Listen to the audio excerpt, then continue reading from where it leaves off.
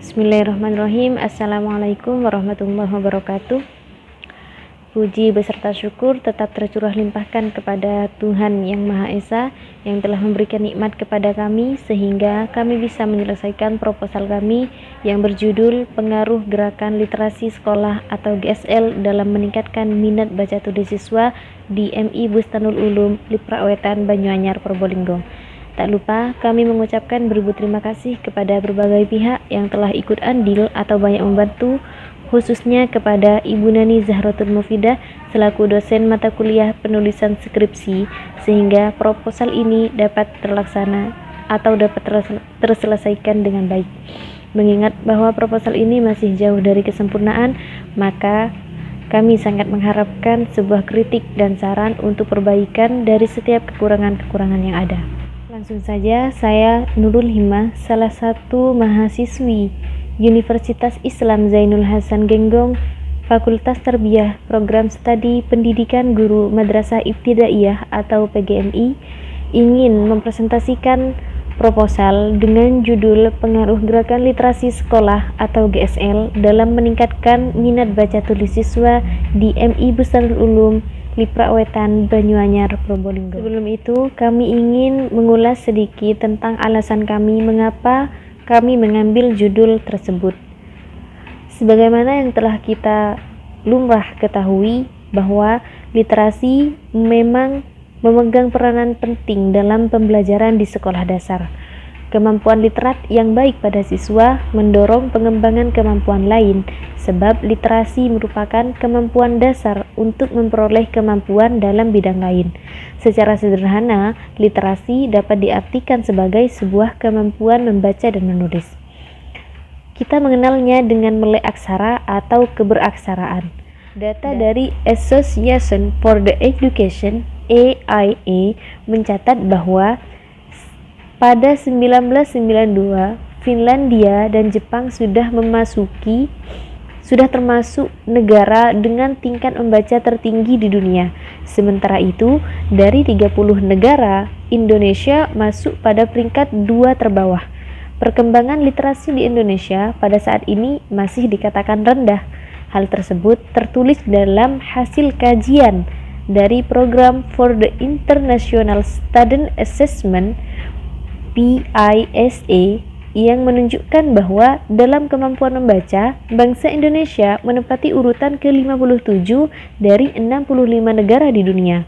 Dalam perkembangannya, tradisi baca tulis yang tertanam dalam masyarakat Indonesia tidak dapat tumbuh subur seperti yang diharapkan. Nah, kita tahu betul bahwa sekolah dasar merupakan sarana utama untuk mengembangkan literasi. Selain itu, sekolah dasar merupakan jenjang utama yang menentukan keberhasilan penguasaan suatu keterampilan pada jenjang berikutnya. Membumikan literasi di jenjang pendidikan dasar memang tidak mudah.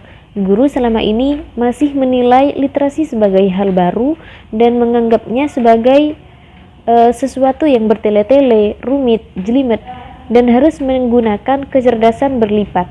Padahal literasi sudah ada sejak Tuhan menurunkan wahyu kepada Nabi Muhammad SAW melalui malaikat Jibril pada tanggal 10 Agustus 610 Masehi. Sebagaimana yang telah kita ketahui pula bahwa gerakan literasi sekolah yang digagas dan dikembangkan Direktorat Jenderal Pendidikan Dasar dan Menengah merupakan kepedulian atas rendahnya kompetensi peserta didik di Indonesia dalam bidang matematika, sains, dan membaca. Nah, berdasarkan ini, peneliti tertarik untuk meneliti pengaruh gerakan literasi sekolah atau GSL dalam meningkatkan minat baca siswa di sekolah dasar, terutama di MI Bustanul Ulum, Liprawetan, Banyuanyar, Probolinggo.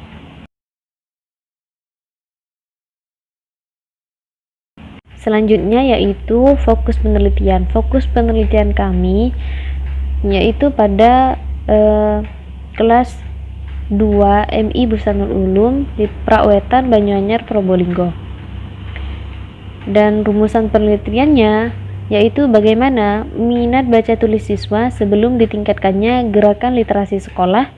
Yang kedua, yaitu bagaimana pengaruh gerakan literasi sekolah terhadap minat baca tulis siswa kelas 2 MI Bursanul Ulum tersebut. Dan tujuan penelitian yaitu untuk mengetahui pengaruh gerakan literasi sekolah terhadap minat membaca dan menulis siswa di kelas 2 MI Bursanul Ulum.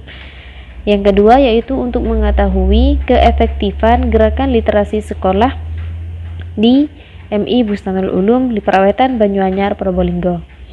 Selanjutnya, manfaat penelitian. Manfaat penelitian yakni terdiri dari manfaat teoritis, yang mana manfaat di sini menumbuhkan budi pekerti peserta didik melalui pembudayaan ekosistem literasi sekolah. Yang kedua yaitu manfaat praktis, yakni dengan meningkatkan gerakan literasi sekolah atau GSL, siswa diharapkan mampu meningkatkan minat baca dan menulisnya. Yang kedua yaitu dengan gerakan literasi sekolah atau GSL diharapkan siswa mampu menumbuhkan budaya literasi membaca di sekolah tersebut. Selanjutnya yaitu landasan teori. Yang pertama, ruang lingkup gerakan literasi sekolah. Pengertian literasi. Saat ini gerakan literasi mulai ditingkatkan kepada seluruh masyarakat karena hak setiap masyarakat untuk belajar sepanjang masa. Literasi merupakan kemampuan dari seseorang dalam mengelola serta memaknai berbagai pengetahuan dan informasi. Literasi ini dilakukan dalam proses membaca dan menulis.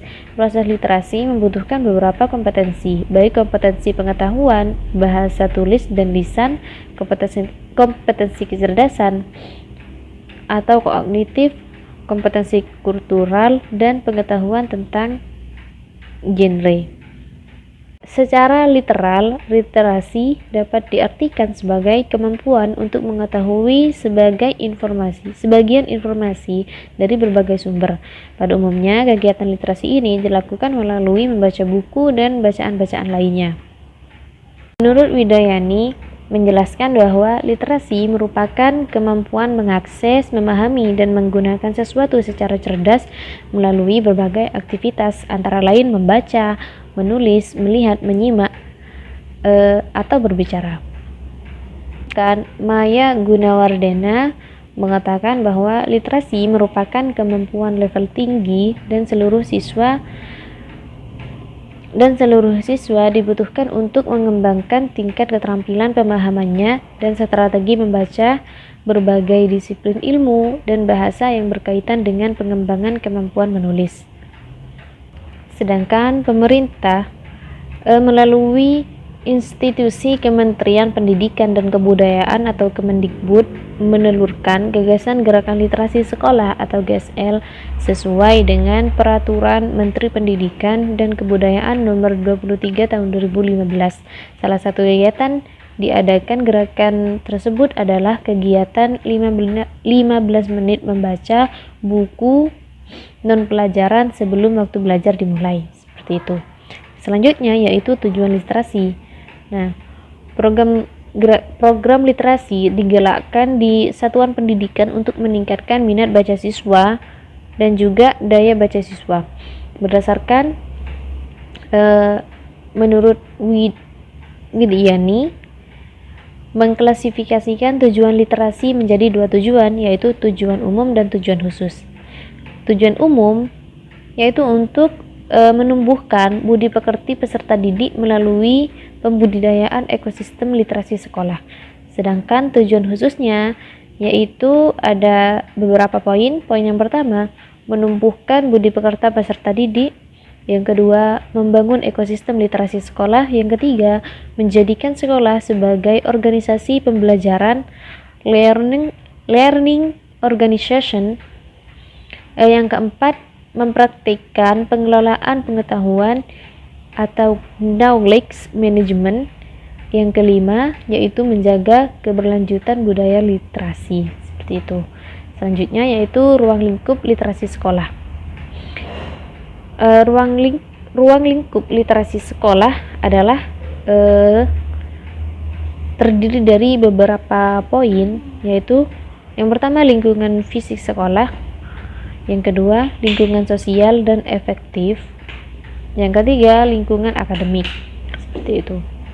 Selanjutnya yaitu sasaran gerakan literasi sekolah.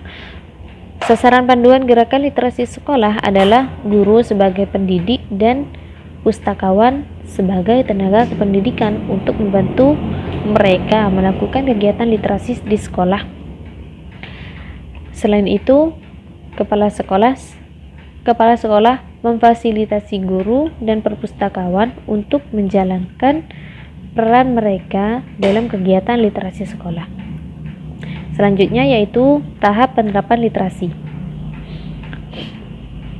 Penerapan literasi di sekolah merupakan sebuah upaya yang dilakukan secara menyeluruh untuk menjadikan sekolah sebagai organisasi pembelajaran yang warganya literat sepanjang hayat melalui pelibatan publik. Seperti itu. Pelaksanaan literasi terdiri dari beberapa tahap berdasarkan Undang-Undang Nomor 23 Tahun 2015. Program literasi dilaksanakan melalui 3 tahapan, yaitu tahapan pembiasaan, tahapan pengembangan, dan tahapan penerapan. Selanjutnya yaitu metode penelitian. Nah, yang pertama yaitu jenis penelitian. Penelitian ini merupakan jenis penelitian kualitatif lapangan atau field research, yaitu penelitian yang mengharuskan peneliti berangkat ke lapangan untuk mengadakan pengamatan tentang sesuatu fenomena dalam suatu keadaan dalam suatu keadaan alamiah. Seperti itu.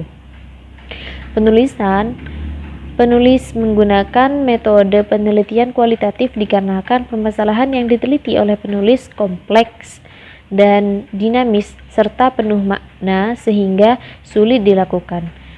Nah, permasalahan yang diteliti oleh penulis dikatakan dinamis dan kompleks karena objek yang diteliti adalah pengaruh gerakan literasi sekolah terhadap minat baca tulis yang di dalamnya memuat kegiatan dan proses yang terjadi secara kesinambungan sehingga membutuhkan jenis penelitian yang dapat menginterpretasikan data dalam bentuk makna dan peristiwa tersebut. Selanjutnya yaitu sifat penelitian.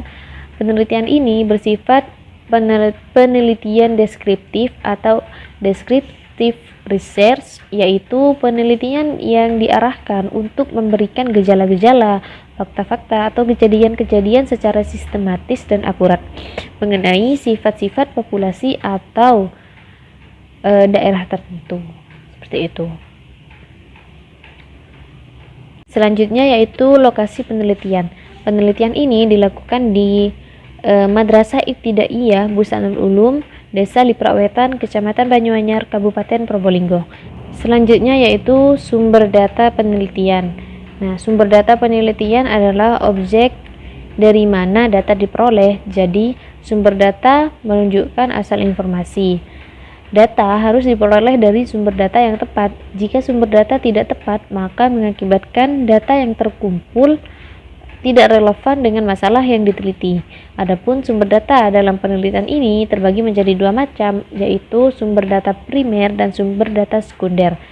Klasifikasi sumber data tersebut bermanfaat bagi penulis sebagai acuan untuk memilah data yang seharusnya menjadi prioritas dalam penelitian. Nah, sumber data utama yang menjadi sumber informasi dalam penelitian ini adalah siswa kelas 2 MI Busanul Ulum. Nah, sedangkan yang menjadi data sekunder adalah profil-profil, arsip-arsip, dan dokumentasi yang berhubungan dengan yang akan diteliti.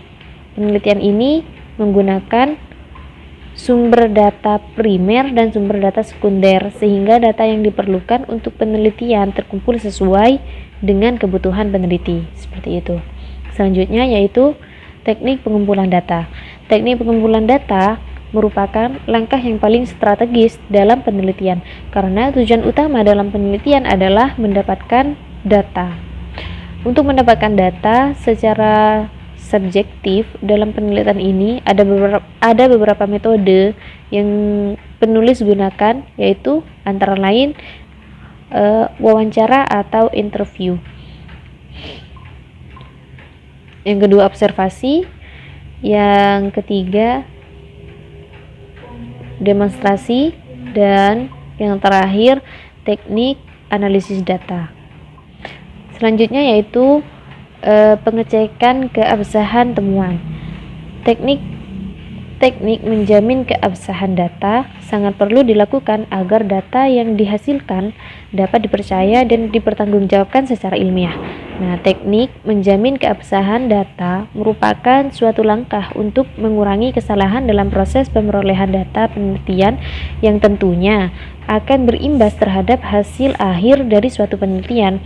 Nah, untuk mencapai apa yang diharapkan oleh peneliti, maka digunakan teknik-teknik pemeriksaan data yang memuat usaha peneliti untuk memperoleh keabsahan data. Untuk itu perlu diteliti reliabilitasnya dengan menggunakan teknik yang mana ada beberapa poin di sini, yaitu perpanjangan pengamatan, yang kedua ketekunan pengamatan, yang ketiga triangulasi, yang keempat pengecekan sejawat, yang kelima kecukupan referensi, yang keenam kajian kasus negatif, yang ketujuh pengecekan anggota.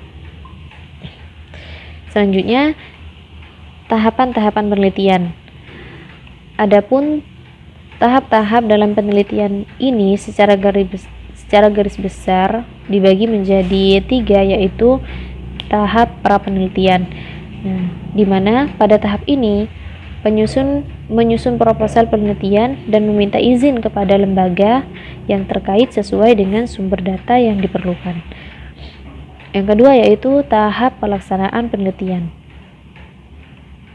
Dalam tahap ini ada dua poin, yaitu pengumpulan data dengan melakukan observasi dan wawancara kepada beberapa informasi yang ada di lokasi terkait sesuai dengan data yang akan diperlukan.